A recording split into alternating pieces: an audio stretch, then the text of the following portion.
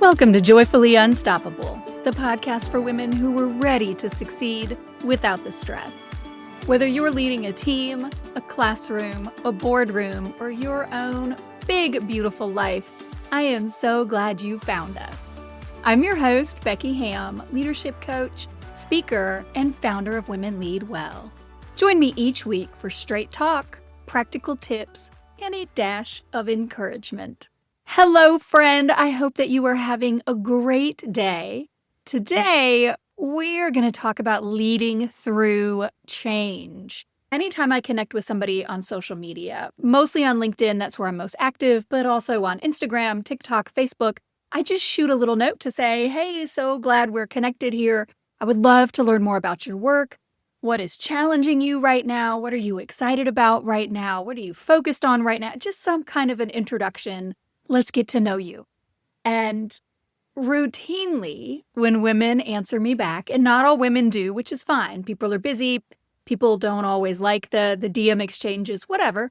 I do it because it makes me happy and I learn a ton of amazing things about the incredible work that women are doing. So I get a lot of motivation and value out of these interactions. But it is not uncommon when women respond to me, particularly with that question, what's challenging you right now? For a woman to say, I am up to my eyeballs in change management.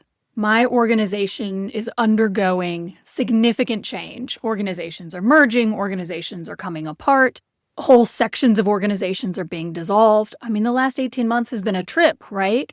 And not in the fun way, and not in the flying first class to go to Puerto Vallarta for a vacay, but it has been insane. And so I wanted to talk today about leading through change. And I am so honored to be able to speak on this topic in early June at a conference for higher education leaders, because higher education as a sector has undergone profound and systemic change since the pandemic.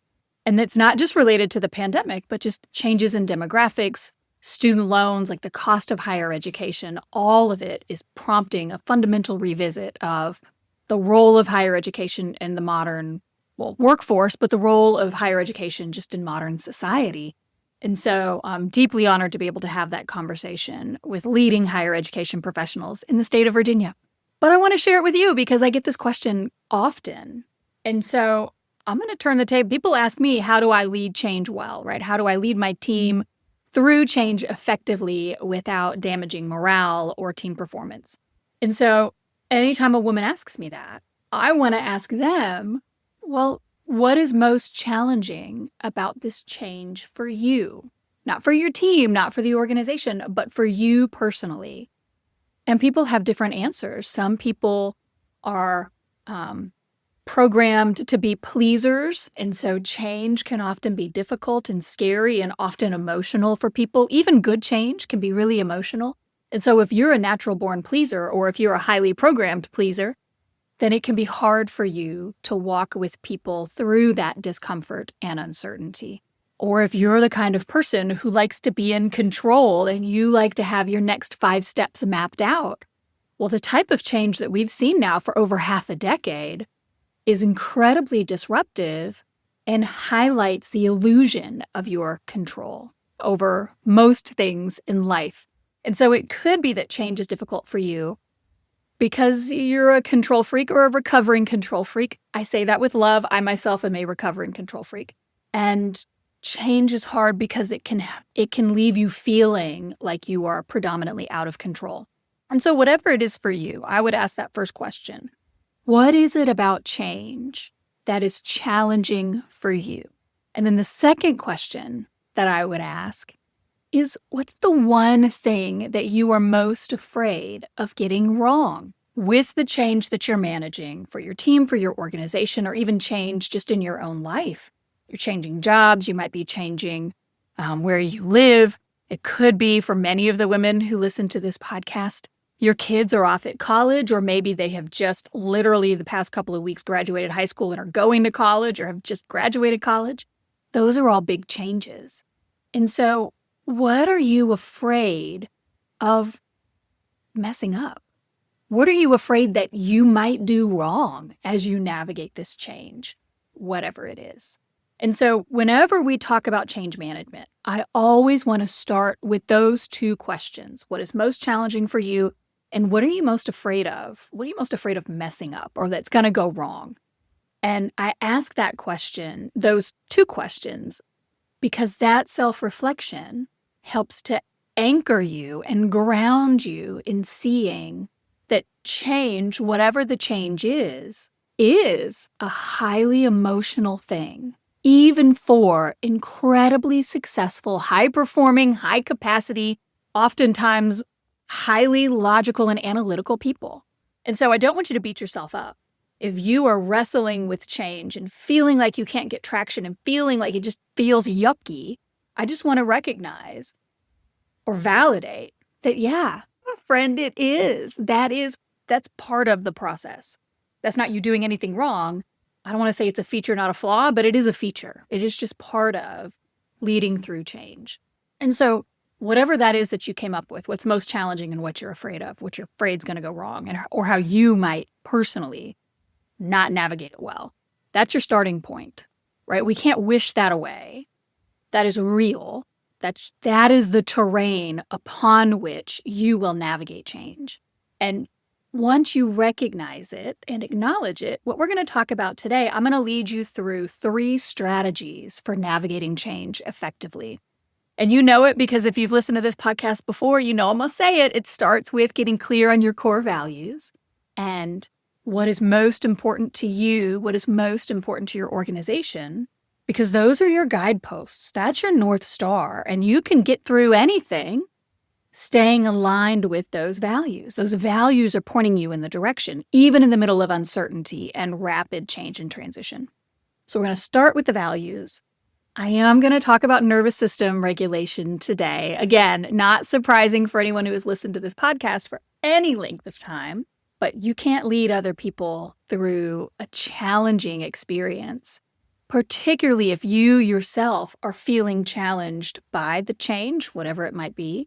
You've got to ground. You've got to find safety in your body, and your team will draw from that. They will feel that groundedness from you. That will calm them. It will boost morale, and it will increase productivity. And then the third thing that we're going to talk about is effective communication through change. You know I love transparency, and I always talk about being transparent as a leader. And so I don't mean this to contradict that, but I also want to recognize that often in change, when things are moving quickly, when organizations are transitioning, particularly in a situation where the change or the transition is perhaps unwanted, where it's coming in response to something negative like budget cuts or a shifting environment, your market sector has changed fundamentally and perhaps has shrunk significantly again, as I've talked about higher education, just the number of graduating high school seniors has shrunk significantly over the last several years. And so the population of individuals who might then decide to go to college, either a 2-year or 4-year, that has shrunk significantly. All of that impacts how universities and community colleges function. And so while I would love to tell you to just be transparent and share everything you know, that is not always effective in this particular circumstance. One, because information changes quickly, and the last thing you want to do is spread information that 30 minutes later has turned out to be inaccurate because the circumstances have changed. And 2, because the decisions that are made to lead organizations through changes like this, particularly unwanted changes, those decisions really need to be as good and strong as possible. And that means sometimes you want information from other people, but you want to keep the conversation as protected as you can so that the conversation is not about grandstanding or messaging. It's just about what's best for the organization or what's best for the clients. And so I'm going to talk about a communication strategy, but I want to be real clear. This isn't tell everything. This is an open kimono kind of conversation when we're talking about communicating through change management. And so here's where I want us to start. We're going to start with values. You knew we would. When outcomes are uncertain, our mind quite naturally tries to fill the vacuum, right? People try to draw their own conclusions because we want to create stability. We don't like the chaos. But at the same time, what we might fill that uncertainty with is based in fear, right? Because we feel threatened by the change. And so we're going to fill in any uncertainty or any lack of knowledge from a place of fear. That can often mean that we rely on rumor or assumptions. That can lead us to paralysis, unless leaders give people something else to hold on to. What you can't necessarily give them as you're moving through a period of change is certainty, because things are changing rapidly. And a lot of the time, you can't tell them what's coming because you don't know what's coming. This is what makes values so important. You can give them clarity about the things that won't change, the values that govern how decisions are getting made, or any kind of decision rule. Like, again, I come out of higher education, and when we went through significant budget cuts, 25% budget cuts in a 2-year period. It was brutal. And I've talked about this before on the podcast. I told my team, look, the size of our budget is going to grow or shrink over time. That's inevitable. It's always in flux. And as that budget grows and shrinks, that's going to grow and shrink our capacity to serve our clients, who are the students. But we are always going to put serving our clients first, no matter the size of the budget, if it's really big or if it's tiny. Then so in every decision that you make, the first question you ask yourself is, how does this serve our students?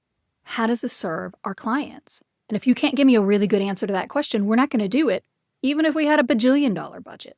And so getting clear on those values for you as a human being and how you want to operate, but importantly in this context for the organization, that helps you give clarity where you can, in a way that you can that has integrity. And those values translate into priorities, and the priorities are what focus where your energy goes and where your team's energy goes. And again, that's durable. How you're going to achieve the mission, how you're going to enact or embody your values, what you're going to be able to do to achieve your priorities might change over time. You might not be able to give certainty on that, but you can give certainty on the values, the mission, and the priorities, because those don't change with strategy. The strategy changes to accommodate them. And so when you can name those clearly, consistently, at all times, and friend, let me tell you, if you are in an organization that is not currently undergoing significant change, do not wait. Start articulating those values and your mission and the priorities crystal clear as day, every conversation you have, till you feel like you are repeating yourself all the time. When it gets annoying to you, do it some more, right? You can never over communicate your values in the organization's mission, because you do that during the steady times. So when the water gets bumpy through organizational change, the team already knows. And if that's too late, if you're in a season of change right now, well, then start today. But my friend, start today. Don't log off of work before you at least one time today communicate core values and mission. That's what helps your team keep moving forward. And that's what helps boost morale, because when they can tie what they're doing to institutional, organizational, or even personal values and mission, that gives them the feeling that their work is meaningful. Whereas otherwise, again, 25% budget cut in a really short period of time, people were feeling like they couldn't do good work anymore because they had so much less to work with. Well, that's not true. You focus them on the good work that they can do. It might be less in terms of volume, and it might be less in terms of impact. We're not going to dance around that reality, but they're still having positive impact. But it is up to you as the leader to frame that for them. And this is the key. You can only lead from your values if you've actually named them. We've talked about this before. If you're not clear about your personal values, I heartily encourage you to download the values clarification exercise. You can find that at womenleadwell.net/free resources. And that will help you get clear on your personal values. And to find your organizational values, a lot of organizations have them on their website. Find out or ask your boss what the organization values. You can look at the mission statement. You can look at the vision, and you can call out. And this could be something that you could do constructively with your team if the organization doesn't have core values, is to come together and agree what are the values that we find to be most important in our work in this organization. And then collectively come together, come to agreement on what those core values are. And then as you're moving through your period of change, you can use them again as your guideposts. And so let me pause here for a second. And I want to get crystal clear on what I mean by values. Yes, one of your core values might be, let's say, integrity. Yes, I love that. That's a great core value to have, particularly as a leader. But what I'm asking you to do is to get really focused and to say, instead of integrity, something like, I will tell my team what I know and what I don't know, even when I don't know most things about the change that is coming. That's the value, integrity, but in a embodied way, right? What that value means lived out for you. And then second thing, the priorities that your team must protect and put their energy toward, regardless of the change that is coming or the change that you're experiencing, because not everything can be a priority, right? Particularly in the type of change that most people are experiencing right now, which isn't, oh, yay, look at the amazing growth and expansion and awesome unlimited resources we have. No, it is often the opposite type of change. And so you've really got to get clear on what the priority is. So that's thing one, get clear about your values. For you, for the organization, communicate those relentlessly with your team. 2, nervous system regulation. Because again, the fact of the change is oftentimes challenging and emotionally draining for us as individuals. And then we have to show up as leaders for our organizations and for our teams. And so we got to get grounded. And not from like a woo-woo kind of a wellness space, but from our team kind of drafts off of or feeds from our energy. And so when we are feeling dysregulated or stressed or the bad kind of challenged, because challenge is inherently good, it's how we grow. But when it's that bad kind of challenge, like we don't know the answer and it's kind of freaking us out, our team feels that even if we don't communicate it with words. And so you got to get yourself grounded. You just do. It is a fundamental responsibility that you have. And I am going to go so far to say that it is irresponsible for you not to. So why do I say that? Let me give you the short version. Under sustained uncertainty and pressure, so like when you are dealing with unwanted systemic change, your prefrontal cortex, that part of your brain, which is where strategic thinking, empathy, judgment all live, that part of your brain is degraded in capacity. It kind of goes offline. Not completely, but it is degraded. Why? Because your brain shifts resources toward threat detection and immediate response. Millions of years of evolution have told your brain to do this. This is survival of the fittest. Your brain is just trying to keep you alive, and this is how it's doing it. The problem is that leading an organization through change is not actually a survival situation, right? You're not the rabbit running away from the fox or the coyote. And so you need, in this moment, exactly the capacities that go offline under threat.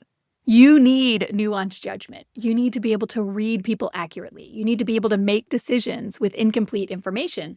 And if you're dysregulated, you cannot do that reliably. You can't. So again, this isn't woo-woo. This is you need to be as effective as possible because these are really challenging circumstances. How do you get to be as effective as possible? You regulate your nervous system. Okay, Becky, sounds great. How do I do that? Breath work. I love breath work. It is so good for signaling safety in your body so that prefrontal cortex can come back online and you can be more effective. So, the one we're going to talk about today is called a physiological sigh. Don't get wrapped up in the name. I know it sounds so weird, but here's what you do. You take 2 inhales through your nose and you hold it at the top, and then you do 1 long, slow exhale through your mouth. And I would do this for 30 seconds, 60 seconds, and you should be mindful. Everyone's body is different. So, hey, do what works for you. What I would say when I started breath work, and I would do the 2 sighs in, hold it at the top, exhale through your mouth for longer than you'd inhaled, it could start to make me dizzy. And so what I would say is this: if you haven't done breath work before, I would do one of them. So 2 inhales in, hold at the top, long breath out, maybe do a couple of those, and then just take a regular breath, maybe take 2 regular breaths, then do it again, right? Take a regular breath. Don't don't hyperventilate, because this is new for how you breathe. But the point is this: those 2 inhales in floods oxygen into your brain. You hold it at the top, so you're holding that. And then that long exhale through your mouth, that tones the vagus nerve, which is that connection between the brain and the body.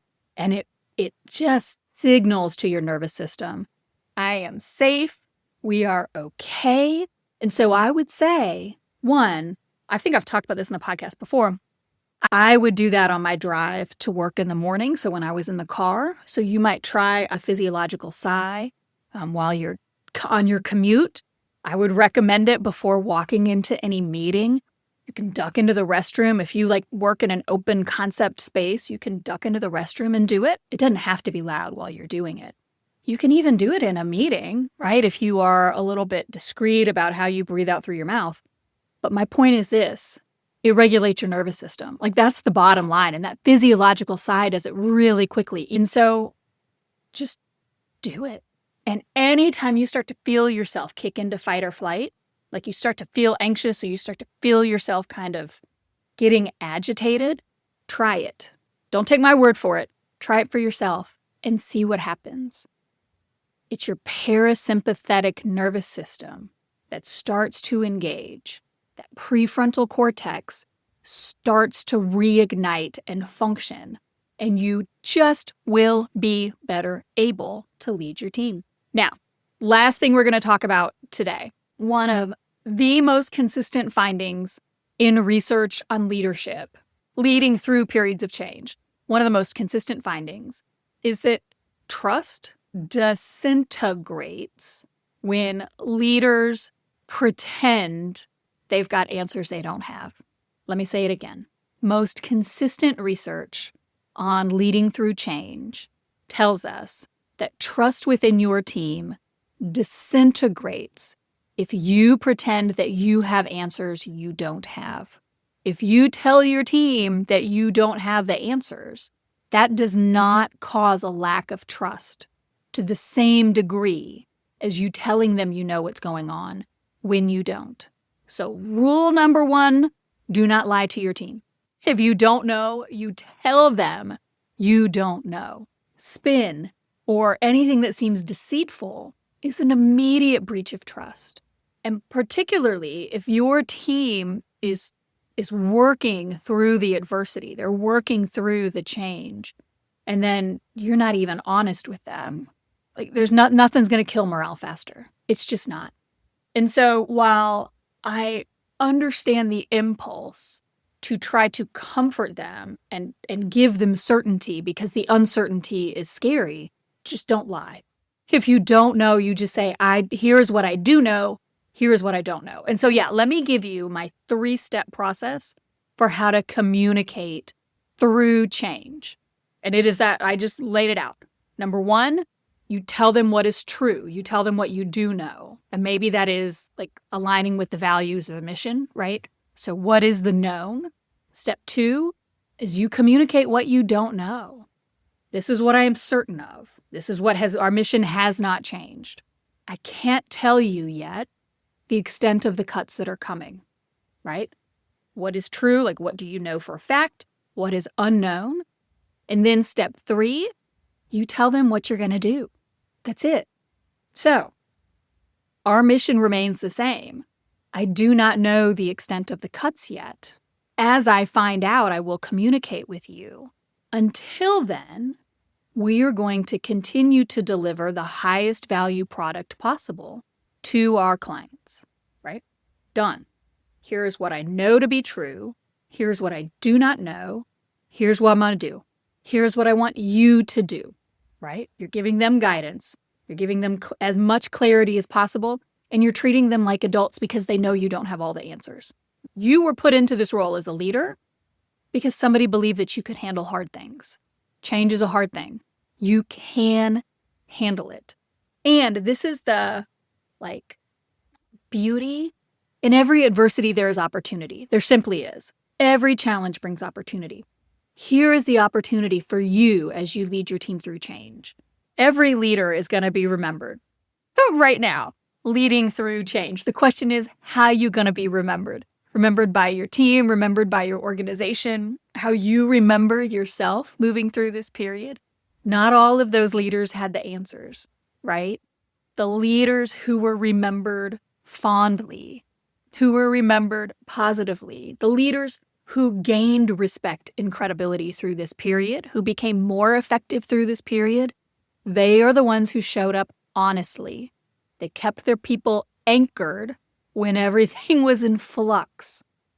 They are the people who moved forward anyway, even without a clear picture of what was coming ahead. And how were they able to do that? Because they tied into their values and their mission and what they knew to be true, and they built on the foundation that those values and that truth provided. You can do that. Some people love it. Some people find it fun. A lot of us don't. And so what I would say is, what do I know? What do I not know? What are we going to do? Keep it crystal clear. And I would say, look, you can always reach out to me. I'm at Women Lead Well across all social platforms. So just shoot me a DM or hit me up in a comment on a post. And if you have a specific question about how to manage change in your particular organization, I would love to help you. I also have built a pretty extensive workbook on leading through change. It's called Leading Through Storms, and you can download that on the Women Lead Well website at womenleadwell.net/free resources. And it's got multiple guides on how to communicate effectively through change, what to do when someone reacts in a highly negative way to change. Sometimes people can erupt with some anger or an inappropriate way. And so gave you some scripts in Leading Through Storms about how to handle that. Additional tools about how to regulate yourself and how to maintain morale through difficult change. I hope you'll join me next week when we talk about playing the long game. Often, our road to success is paved with setbacks, switchbacks, and a whole lot of pushback. So knowing how to stay the course, even in the face of some pretty significant headwinds, is vital to our success. Okay, now, if today's episode spoke to you, I would love for you to share it with a friend. We need more women leading from alignment, not adrenaline. And if you haven't already, please make sure to like and subscribe so you don't miss next week's drop. Remember, joyful, sustainable, and authentic leadership is possible, and you deserve to enjoy every minute of it. Until next time, I'm Becky Hamm, and this is Joyfully Unstoppable.